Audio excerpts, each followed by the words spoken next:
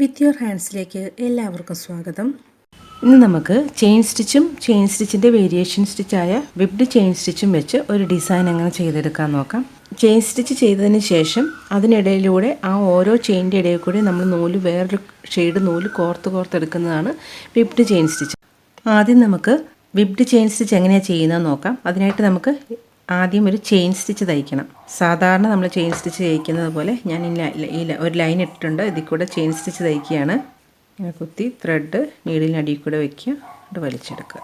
Chain സ്റ്റിച്ചിൻ്റെ tutorial video ഞാൻ basic സ്റ്റിച്ചസിൻ്റെ വീഡിയോയിലുണ്ട്. അപ്പോൾ അതൊന്ന് നോക്കിയാൽ മതി. അതറിയാത്തവർക്ക് അതിനകത്ത് കൂടുതൽ ഡീറ്റെയിൽഡായിട്ട് ചെയിൻ സ്റ്റിച്ച് ചെയ്യുന്നത് എങ്ങനെയാണെന്ന് കാണിക്കുന്നുണ്ട്. വിബ്ഡ് ചെയിൻ ചെയ്യുമ്പോൾ എപ്പോഴും ഈ ചെയിൻ സ്റ്റിച്ചുകൾ ചെയ്യുന്നതെല്ലാം ഒരേ വലിപ്പത്തിൽ ചെയ്യാൻ ശ്രദ്ധിക്കണം. അതിൻ്റെ വലിപ്പം വ്യത്യാസമാണ്. നമ്മൾ വിബ്ഡ് ചെയ്യുമ്പോൾ അത് പെട്ടെന്ന് എടുത്ത് കാണിക്കും. ആ വ്യത്യാസങ്ങൾ നമുക്ക് പെട്ടെന്ന് എടുത്ത് കാണിക്കും. അപ്പോൾ അതുകൊണ്ട് ചെയിൻ സ്റ്റിച്ച് ചെയ്യുന്നതെല്ലാം ഒരേ വലിപ്പത്തിൽ ചെയ്യാൻ ശ്രമിക്കണം. ഞാനിപ്പോൾ 3 സ്ട്രാൻഡ്സേ എടുത്തിട്ടുള്ളൂ. കട്ടി കൂടുതലുള്ള വർക്കുകൾ ചെയ്യാൻ വേണ്ടി വേണമെങ്കിൽ നമുക്ക് കുറച്ചുകൂടെ കൂടുതൽ ത്രെഡ് എടുക്കാം. എന്നാലും ചെയിൻ സ്റ്റിച്ചിന് എപ്പോഴും ഭംഗി ഫില്ലിംഗ് ഒക്കെ ചെയ്യാൻ ചെയിൻ സ്റ്റിച്ച് എപ്പോഴും 3 സ്ട്രാൻഡ്സ് എടുക്കുന്നതാണ് നല്ലത്. 2 അല്ലെങ്കിൽ 3 മാക്സിമം 4 വരെ, അതിൽ കൂടുതൽ എടുക്കാതിരിക്കാൻ ശ്രദ്ധിക്കണം. ഇത് നമുക്ക് ഈ അറ്റം വരെ ഇത് കംപ്ലീറ്റ് ചെയ്യാം.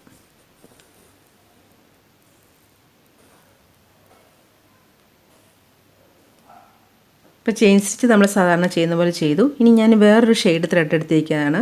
ഒരു കോൺട്രാസ്റ്റ് ഷെയ്ഡ് എടുക്കാം, അല്ലെങ്കിൽ നമുക്ക് ലൈറ്റ് ഷെയ്ഡ് ഡാർക്ക് ഷെയ്ഡ് അങ്ങനെ എടുക്കാം. ഇഷ്ടമുള്ള പോലെ എടുക്കാം. എന്നിട്ട് ഇതിവിടെ നീഡിൽ കുത്തി മുകളിലേക്ക് എടുക്കുകയാണ്. എന്നിട്ട് ഇനി ഈ ഓരോ ചെയിൻ്റെയും ഉള്ളിൽ കൂടെ ഇതുപോലെ കോർത്തെടുക്കുക.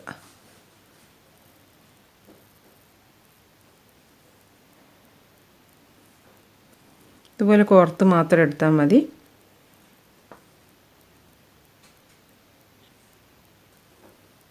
വലിക്കുമ്പോൾ നമ്മൾ കുറച്ചിങ്ങനെ മുകളിലേക്ക് പിടിച്ചുകൊണ്ട് വലിക്കുക. അപ്പോൾ ഇതിൻ്റെ ഈ ഒരു ഡയറക്ഷൻ കറക്റ്റായിട്ട് കിട്ടും. പിന്നെ നമ്മൾ ചെയിൻ സ്റ്റിച്ച് ചെയ്തേക്കുന്നതിൻ്റെ അകലം ഒരുപോലെയാണെങ്കിൽ ഈ വിബ്ഡ് ചെയിൻ നല്ല ഭംഗിയായിട്ട് കിട്ടുള്ളൂ.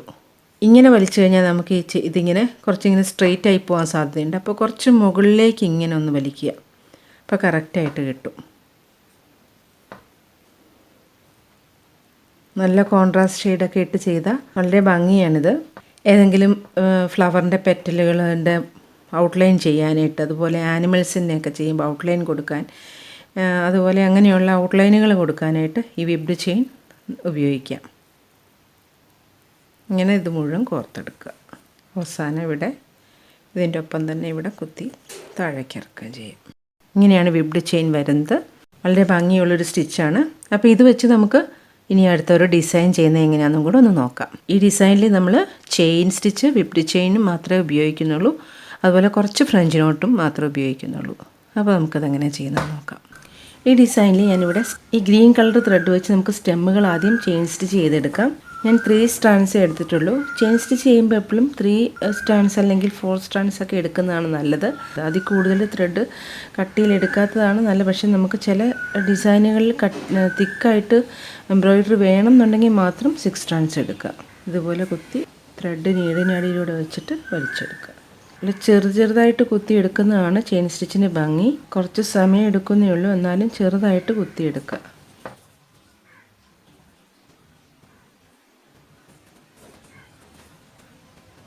ഇതുപോലെ നമുക്ക് ഇതിൻ്റെ എല്ലാ സ്റ്റെമ്മും അതുപോലെ ലീഫും കൂടെ തയ്ച്ചെടുക്കണം.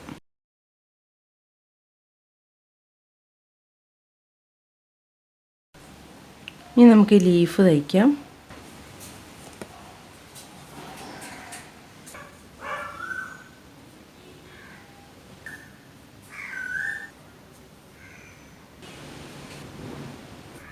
ചെയിൻ സ്റ്റിച്ച് ചെയ്യുമ്പോൾ നമുക്കിങ്ങനെ ഒരു അറ്റത്തെത്തിക്കഴിഞ്ഞാൽ നമുക്ക് ഇങ്ങോട്ട് തിരിഞ്ഞ് വരണ്ടേ. അപ്പോൾ ഇവിടുന്ന് നേരെ ഇങ്ങനെ കുത്തിയെടുക്കുമ്പോൾ ആ ഷേപ്പ് കറക്റ്റായിട്ട് കിട്ടില്ല. അതിന് നമ്മൾ അവിടെ ഒന്ന് കുത്തി താഴേക്ക് താത്തുക.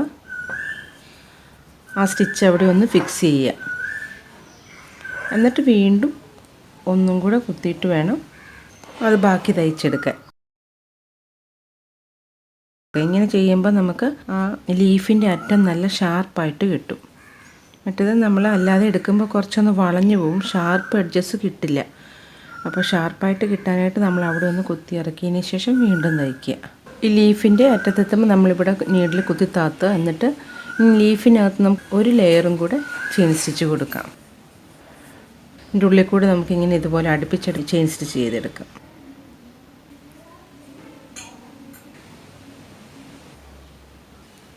അപ്പോൾ ഇത് നമ്മൾ 2 ലെയർ ലീഫ് കൊടുത്തിട്ടുണ്ട്. ഇനി നമുക്ക് വേണമെങ്കിൽ ഇതിനകം മുഴുവൻ ഫില്ല് ചെയ്യാം.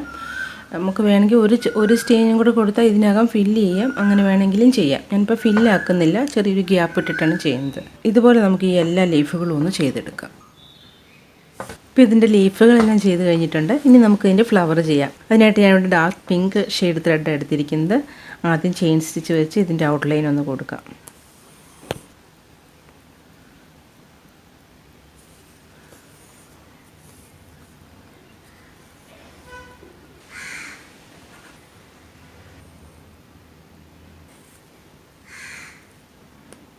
ഇതിൻ്റെ ഇപ്പോൾ ഒരു പെറ്റൽ കഴിഞ്ഞു. ഇനി നമുക്ക് ഇതിവിടെ ഇങ്ങനെ കുത്തി താത്തിയിട്ട് എന്നിട്ട് ഇനി അടുത്ത പെറ്റൽ സ്റ്റാർട്ട് ചെയ്യുന്ന ഇവിടെ നിന്നല്ലേ, ഇവിടെ നീഡിൽ കുത്തി മുകളിലേക്ക് എടുക്കാം.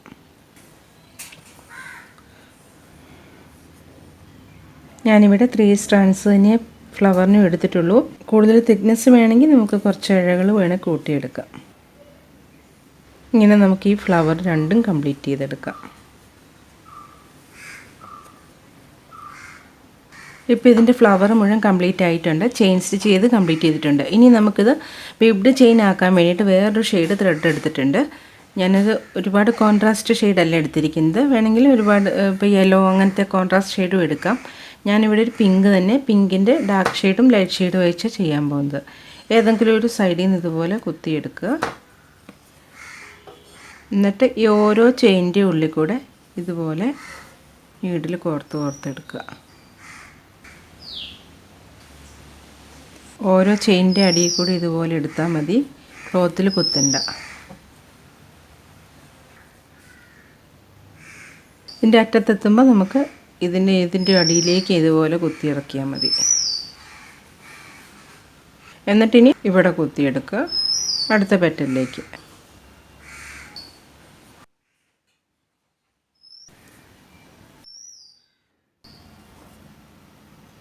ഇതുപോലെ നമുക്കിത് മുഴുവനും കംപ്ലീറ്റ് ചെയ്തെടുക്കാം.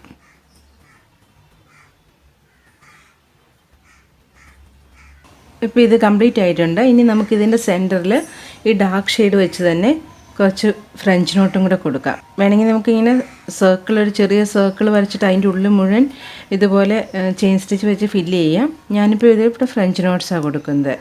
ഫ്രഞ്ച് നോട്ടിന് ഞാനിവിടെ 6 സ്ട്രാൻഡ്സ് ത്രെഡ് എടുത്തിരിക്കുന്നത്.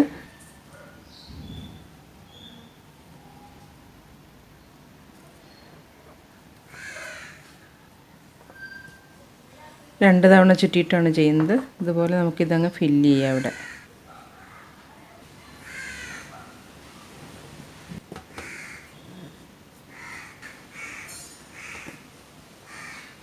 ഇതുപോലെ ഈ ഫ്ലവറിൻ്റെ സെൻറ്ററിലും കൂടെ നമുക്ക് ഫ്രഞ്ച് നോട്ട് കൊടുക്കാം.